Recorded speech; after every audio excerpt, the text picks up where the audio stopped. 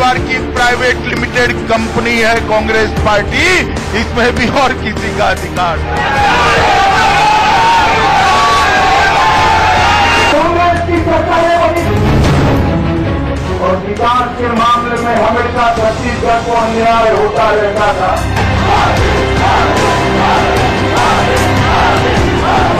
राजनीतिक प्रचार प्रसार को रोकने के लिए इस गठबंधन बना। शोले के जय वीरू की तरह ये सियासत के जय वीरू हैं। इन दोनों की दोस्ती को करीब 37 साल हो गए। जैसे जैसे इनका कद बढ़ा, वैसे वैसे दोस्ती भी बढ़ती गई।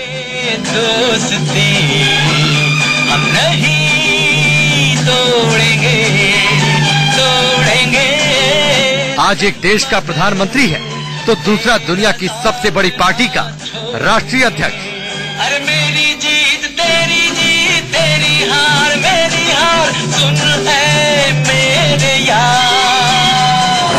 पीएम मोदी के किस्से कहानी तो चर्चा में रहते हैं, लेकिन उनके दोस्त और सियासत में चाणक्य कहे जाने वाले अमित शाह एक ऐसे खिलाड़ी हैं जो बेहद खामोशी के साथ अपना काम करते हैं, और जब उस काम की जय जयकार होती है तो कई बार वो उसका क्रेडिट लेने भी सामने नहीं आते। शायद यही बात अमित शाह को बेहद खास बनाती है। जिस लक्ष्य के साथ भारतीय जनता पार्टी भारतीय जनसंघ के रूप में पहले राजनीति में आई है, वो लक्ष्य को अगर सिद्ध करना है, महान भारत का निर्माण करना है, भारत माता को विश्व गुरु के स्थान पर बिठाना है, तो जिस प्रकार से आजादी के बाद कांग्रेस को 30-35 साल पंचायत से पार्लियामेंट तक एक शासन का मौका मिला था, इस प्रकार का शासन भारतीय जनता पार्टी के विचारधारा के कार्यकर्ताओं का इस देश पर होना चाहिए। चतुर दिमाग, चौकन्नी निगाहें और संगठन पर मजबूत पकड़ की वजह से अमित शाह बीजेपी के सबसे बड़े रणनीतिकार बन चुके हैं। हालांकि अमित शाह के नेतृत्व में बीजेपी पिछले 5 सालों में जिस तेजी से देश में फैली है और जीत की फहरिस्त में उसका आंकड़ा बढ़ता गया है, उससे साफ है अमित शाह सियासत के बिग बॉस के पायदान तक जा पहुंचे हैं। लेकिन अभी अमित शाह के लिए सबसे बड़ा चैलेंज लोकसभा चुनाव है, क्योंकि अमित शाह का बतौर बीजेपी अध्यक्ष पहला लोकसभा चुनाव है। साल 2014 में जब मोदी प्रधानमंत्री बने थे, उस वक्त राजनाथ सिंह बीजेपी अध्यक्ष थे। लेकिन कहा जाता है मोदी के कहने पर और संघ की रजामंदी से उस वक्त की रणनीति बनाने का जिम्मा अमित शाह को दिया गया था, जिसे अमित शाह ने बखूबी निभाया। खास तौर से पीएम मोदी को वाराणसी से जिताने के लिए पूरी ताकत झोंक दी थी। लगातार तीनों इलेक्शन में 99, 2004, 2009 में बीजेपी का ग्राफ नीचे आता रहा। जाहिर है आडवाणी की मकबूलियत नहीं थी, और दूसरा कि आडवाणी उस तरह के जुझारू नेता नहीं थे, लिहाजा 2014 में जो पार्टी 18.3% थी, अचानक एक मोदी कोई आता है, एक नेता आता है और संघ के समर्थन से वोट सपोर्ट बेस जो है वो 31.3% हो जाता है, 1.5 गुना से ज्यादा। जाहिर है कि मोदी की बात मानी जाने लगी संघ में भी, और उसमें अमित शाह आते हैं। लिहाजा अमित शाह को उभारा मोदी ने और अमित शाह नेशनल लीडर बन गए। मैं उनका प्यार करता हूं, उनका अभिनंदन करता हूं। याद कीजिए गोवा की बीजेपी कार्यकारिणी की मीटिंग, जब पहली बार मोदी की प्रधानमंत्री के पद की उम्मीदवारी पर मुहर लगी थी। लाल कृष्ण आडवाणी और मुरली मनोहर जोशी जैसे बड़े नेताओं की नाराजगी के बावजूद मोदी को उम्मीदवार बनाया गया। बात सिर्फ उम्मीदवारी पर खत्म नहीं होती, क्योंकि तब चुनौती थी मोदी को कैसे सत्ता के सिंहासन पर बैठाया जाए। ऐसे वक्त में पीएम मोदी ने अपने सबसे पुराने और भरोसेमंद दोस्त अमित शाह पर फिर से विश्वास किया। पीएम मोदी खुद दिल्ली आए और अमित शाह को भी दिल्ली ले आए। लेकिन अमित शाह की रणनीति कुछ और थी। दिल्ली से जहां राजनाथ सिंह पार्टी को जिताने में जुटे थे, वहीं अमित शाह ने एक दूसरा तरीका अपनाया। अमित शाह का पूरा फोकस उत्तर प्रदेश, बिहार, गुजरात और महाराष्ट्र में था। चुनाव के वक्त अमित शाह ने 3 वॉर रूम्स बनाए, एक अहमदाबाद में बनाया, एक वाराणसी में बनाया और एक लखनऊ में बनाया। लेकिन अमित शाह हमेशा वाराणसी में रहते थे। वाराणसी से उस वक्त नरेंद्र मोदी चुनाव लड़ रहे थे और नरेंद्र मोदी और अमित शाह के लिए वाराणसी सीट प्रतिष्ठा की थी। अमित शाह की नजर देश को सबसे ज्यादा पीएम देने वाले उत्तर प्रदेश पर थी। अगर यूपी में मैदान मारा तो सत्ता तक पहुंचना दूर नहीं होगा। और जब 2014 का रिजल्ट आया तो एनडीए ने यूपी में 73 सीटें जीतकर मोदी का पीएम बनना तय कर दिया था। देश में नमो नमो की गूंज थी, लेकिन मोदी ये बात अच्छी तरह जानते थे कि अगर शाह की कुशल रणनीति नहीं होती तो इतनी भारी जीत मुमकिन नहीं थी, क्योंकि गुजरात में भी मोदी को 2 बार सत्ता तक पहुंचाने में अमित शाह ने काफी काम किया था। आज विधानसभा की अगर आप पुरानी बात कर रहे हैं तो गुजरात में नरेंद्र भाई मोदी ने जिस प्रकार की नीति अपनाई थी उससे गुजरात का विकास पूरे देश में सबसे अधिक हुआ।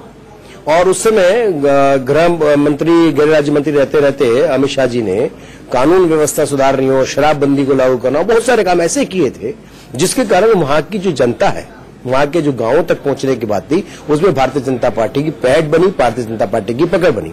और जहां तक चुनाव लड़ने की बात है, चुनाव तो संगठन लड़ता है और भारतीय जनता पार्टी में संगठन बूथ लेवल तक होता है, किसी और पार्टी में हो या ना हो, लेकिन इस पार्टी में तो है। अमित शाह को जानने वाले बताते हैं कि शाह की याददाश्त हाथी की तरह है। वो किसी विधानसभा के छोटे छोटे इलाकों, नेताओं और कार्यकर्ताओं के नाम नहीं भूलते।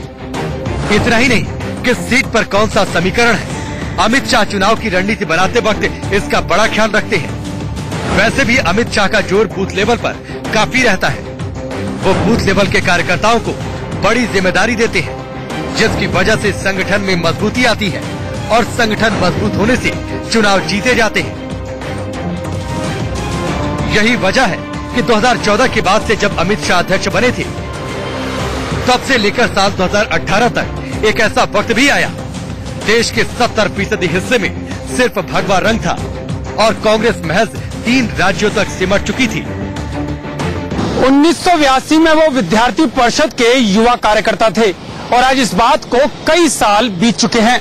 उस दौर का वो लड़का उस समय अटल बिहारी वाजपेयी, लाल कृष्ण आडवाणी और बीजेपी के कई दिग्गजों के पोस्टर चिपकाता था, लेकिन आज वो खुद बीजेपी का पोस्टर बॉय बन चुका है।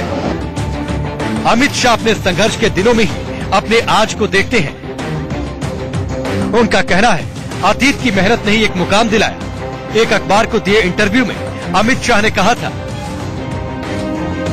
मुझे वो दिन याद है जब एक युवा कार्यकर्ता के रूप में नारायणपुरा इलाके में भाजपा के वरिष्ठ नेताओं के लिए पोस्टर चिपकाता था।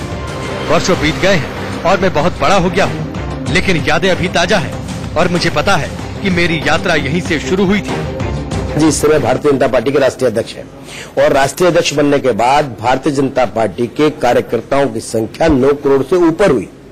बूथ लेवल तक भारतीय जनता पार्टी के कार्यकर्ता से राष्ट्रीय अध्यक्ष भारतीय जनता पार्टी के सीधे संवाद करते हैं। हमारा बूथ मैनेजमेंट है, बूथ लेवल पर कार्यकर्ता है, बूथ पालक है, समिति अध्यक्ष है, जिस प्रकार के किसी और संगठन में है ही नहीं। अमित शाह इस वक्त काफी पावरफुल है। उनकी पार्टी में हैसियत करीब करीब नंबर 2 की हो चली है, लेकिन ये सफर इतना आसान नहीं था। जिस गांधीनगर सीट से अमित शाह ने पर्चा भरा है, वहां से लालकृष्ण आडवाणी लगातार 25 साल तक सांसद रहे हैं। ऐसे में लालकृष्ण आडवाणी की सीट पर अमित शाह का जाना उनके कद का एहसास कराता है। हालांकि अमित शाह के लिए गांधीनगर नया नहीं है। गांधीनगर के मनसा में ही पहली बार संघ से उनका परिचय हुआ था। तब अमित शाह तरुण स्वयंसेवक के तौर पर संघ में शामिल हुए थे। उसके बाद अमित शाह आगे की पढ़ाई के लिए अहमदाबाद गए, जहां एबीवीपी में शामिल हुए और 1982 में अहमदाबाद में एबीवीपी के सहायक सचिव बनाए गए। इसके बाद 1987 में बीजेपी की सदस्यता ली और बीजेपी के लिए काम करना शुरू कर दिया। इस तस्वीर को देखिए, जब लालकृष्ण आडवाणी ने पहली बार गांधीनगर से नामांकन दाखिल किया था, तब उनके बगल में मोदी बैठे और पीछे की तरफ अमित शाह खड़े। अमित शाह का गांधीनगर सीट से शुरुआत से ही काफी लगाव रहा है। बताया जाता है, गांधीनगर सीट पर अमित शाह ने आडवाणी को जातिगत समीकरण बताया था। अमित शाह पढ़ाई में काफी अच्छे थे, लेकिन उनका रुझान सियासत की ओर था। यही वजह है कि पहले वह एबीवीपी से जुड़े और फिर गुजरात बीजेपी के उपाध्यक्ष के पद तक पहुंचे। इस दौरान वह कई पदों पर रहे, लेकिन उनकी पहचान चुनावी रणनीतिकार के तौर पर होने लगी। अमित शाह और मोदी मिलकर गुजरात की सियासत में आगे बढ़ते जा रहे थे। 2002 से 2010 तक अमित शाह मंत्री भी रहे, गुजरात में गृह मंत्री बने, लेकिन साल 2010 में सोहराबुद्दीन केस में नाम आने से इस्तीफा देना पड़ा और जेल भी जाना पड़ा। हालांकि बाद में जमानत मिल गई थी, लेकिन कोर्ट ने तड़ीपार करते हुए गुजरात में प्रवेश पर प्रतिबंध लगा दिया था। ये वो दौर था जब कहा जाने लगा था कि उनका पॉलिटिकल करियर खत्म हो गया। अमित शाह जब सोहराबुद्दीन केस हुआ तो उसके बाद जाहिर था कि अगर पॉलिटिकल करियर खत्म हो जाना चाहिए, लेकिन हुआ ठीक इसके उल्टा।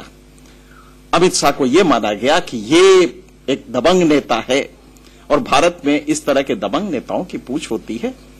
हाँ, अमित शाह इसमें कोई दो राय नहीं है कि स्ट्रेटेजिस्ट बहुत अच्छे, वर्कर बहुत अच्छे हैं। राजनीति के पंडित अमित शाह की सियासी यात्रा का अंतिम पड़ाव मान रहे थे, लेकिन अमित शाह ने विरोधी लहरों के बीच से एक दमदार गोता लगाया और राजनीति में जबरदस्त वापसी की। जेल से रिहा होने के बाद वो पार्टी के लिए कड़ी मेहनत करने लगे और तेजी से तरक्की की सीढ़ियां चढ़ते गए। 1991 में जब लालकृष्ण आडवाणी गांधीनगर से चुनाव लड़ने पहुंचे तो उनके चुनाव प्रचार का जिम्मा अमित शाह को दिया गया। उसके बाद से आडवाणी के हर चुनाव की रणनीति अमित शाह बनाते थे। ये वो दौर था जब आडवाणी की हर बात मोदी और मोदी की हर बात अमित शाह मानते थे, लेकिन किसी को ये नहीं पता था कि आडवाणी के लिए चुनाव प्रचार करने वाले अमित शाह एक दिन गांधीनगर से ही चुनावी समर में ताल ठोकेंगे। लोकसभा चुनाव 2019 में कौन सी पार्टी होगी